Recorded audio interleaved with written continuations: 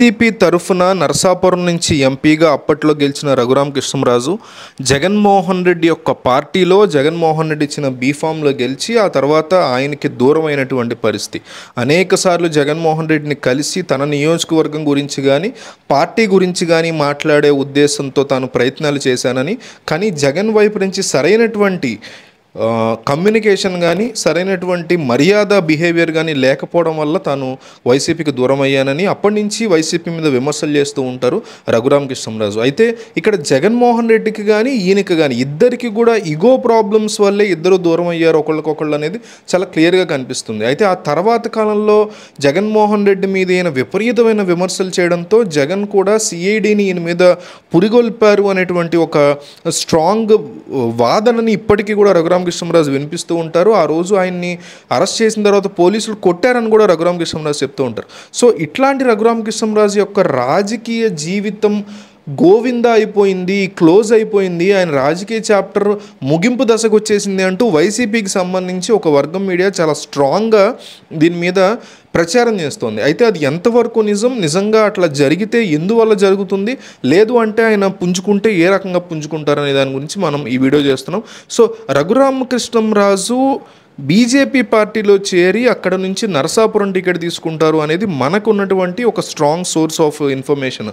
అయితే వైసీపీకి సంబంధించినటువంటి మీడియా తమదైన భాష్యాన్ని ఈ అంశానికి చెప్తోంది. ఈ వైసీపీ వాళ్ళు ఏమంటున్నారంటే, వైసీపీ సంబంధించిన సపోర్టివ్ మీడియా వాళ్ళు ఏమంటున్నారంటే, రఘురామ కృష్ణంరాజుకి నరసాపురం టికెట్ ఇవ్వరు. ఎందుకు అంటే ఇన్నాళ్ళు ప్రభాస్ కానీ కృష్ణంరాజు కానీ బీజేపీకి అరకొరగా సపోర్ట్ చేస్తూ వచ్చారు. కృష్ణంరాజు బీజేపీలో కూడా ఉన్నారు. సో ఆయన చనిపోయిన తర్వాత ఆయన భార్యని నరసాపురంలో ఎంపీగా నిలబెట్టడానికి బీజేపీ చాలా స్ట్రాంగ్గా ఫిక్స్ అయ్యింది. పైగా పొత్తు కలిసి వస్తుంది. పొత్తులో కలిసి వస్తున్నప్పుడు బీజేపీ కాస్త స్ట్రాంగ్ క్యాండిడేట్లను పెట్టుకోగలిగితే డెఫినెట్లీ ఈ సీటుని బీజేపీ పార్టీ ఆవిడకే ఇస్తుంది, కృష్ణంరాజు గారి భార్యకి ఇస్తుంది. అందువల్ల ప్రభాస్ని కూడా తన వైపు తెచ్చుకోవడానికి బీజేపీ ఈ రకమైన ఆలోచన చేస్తోంది అనేటువంటి ఒక కొత్త వాదనని తెర మీదకి తీసుకొచ్చారు. అట్లాగే వేరే చోట అంటే బీజేపీ తరఫునే మచిలీపట్నంలో ఆల్రెడీ బలవనేని బాలశౌరి ఉన్నారు కాబట్టి ఇంకెక్కడన్నా వేరే చోట రఘురామ కృష్ణంరాజు పోటీ చేసినా ఓడిపోయే పరిస్థితులే ఆయనకి ఎక్కువగా ఉన్నాయి. పైగా బీజేపీ తరఫున, టీడీపీ కాదు, జనసేన కాదు, పైగా బీజేపీ తరఫున కాబట్టి ఆయన ఓడిపోవడం అనేది ఎక్కువగా ఛాన్సెస్ కనిపిస్తున్నాయి అంటూ కూడా వైసీపీ మీడియా చాలా స్ట్రాంగ్గా ప్రచారం చేస్తుంది. అయితే మనకున్న ఇన్ఫర్మేషన్ ఏంటంటే ఆయన బీజేపీలోకైనా వెళ్ళి ఆ టికెట్ తెచ్చుకోగల సత్తా ఆయనకు ఉందని. ఎందుకంటే నేషనల్లో ఉన్నటువంటి మినిస్టర్ల పట్ల మినిస్ట్రీలోని అడ్మినిస్ట్రేషన్ పట్ల ఆయనకి ఫస్ట్ నుంచి చాలా మంచి గ్రిప్ ఉంది.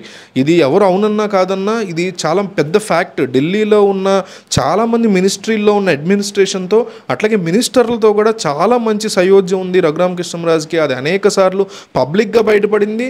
అంతేకాకుండా ప్రైవేట్ ఇన్ఫర్మేషన్ మనకున్న దాని ప్రకారం కూడా ఆయన ఖచ్చితంగా ఈ టికెట్ తెచ్చుకోగలరు అనే సత్తా ఆయనకు ఉన్నట్టే కనిపిస్తుంది. కానీ వైసీపీ మీడియా ఆయన మీద ఉన్న కోపంతో అట్లా స్ప్రెడ్ చేస్తుందేమో. అది కాకుండా ఇంకొక వెర్షన్, న్యూట్రల్ వెర్షన్ ఒకటి డిస్కషన్లోకి వస్తుంది. అదేంటంటే నరసాపురం తరఫున నేను పోటీ చేస్తాను ఎంపీగా, అయితే ఈ ఏరియాలో మీకు సంబంధించిన జనసేన ఎమ్మెల్యే ఎవరైతే ఉంటారో వాళ్ళకు కూడా నేనే ఫినాన్షియల్గా అన్ని సపోర్ట్ చేస్తాను, కాబట్టి జనసేన తరఫున ఇక్కడ నాకు ఎంపీ టికెట్ ఇప్పించండి అని కూడా ఆయన పవన్ కళ్యాణ్ అడుగుతున్నారు అంటూ ఇంకొక వెర్షన్ వార్త గట్టిగా వైరల్ అవుతుంది.